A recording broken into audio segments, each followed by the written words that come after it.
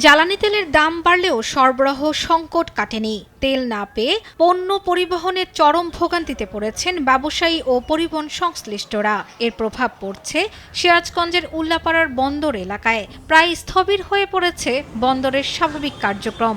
100 লিটারের যে অবস্থা ছিল, এখন তেলের দাম বাড়ার পরেও তেল আরো সংকট। তেল পাওয়া যাচ্ছে না। আমরা পরিবহন সেক্টরে কোনো রকমই ব্যবস্থা নিয়ে বেরোতেছি। কালকে দুপুরের 3টা থেকে আর রাতের 10টা পর্যন্ত আমি কোনো তেল পাই নাই।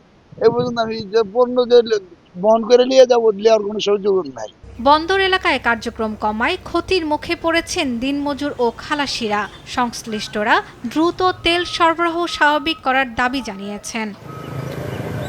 ভোর থেকে পঞ্চগড়ের 29টি ফিলিং স্টেশনগুলোতে পেট্রোল ও অকটেলের তীব্র সংকট।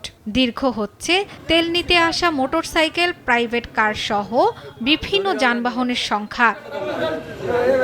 জ্বালানি তেল সংকটে পাবনা জেলার বিভিন্ন তেল পাম্পে দেখা যায় গ্রাহকদের উপচে পড়া ভিড়। তীব্র রোদে দাঁড়িয়েও কাঙ্ক্ষিত পরিমাণ তেল পাচ্ছেন না চালকরা।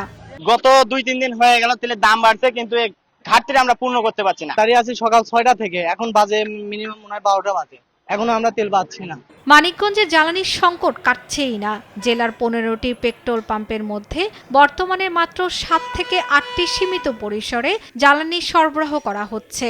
এতে বেশিরভাগ পাম্পেই দেখা যাচ্ছে দীর্ঘ লাইন ও ভোগান্তি।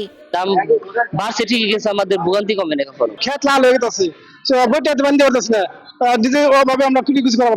জ্বালানির এই সংকটে সাধারণ মানুষ ও কৃষকদের দুর্ভোগ ক্রমেই বাড়ছে। দ্রুত সরবরাহ স্বাভাবিক করার দাবি জানিয়েছে ভুক্তভোগীরা। শর্মিলা কেয়া, নিউজ ডেস্ক, দেশ টিভি।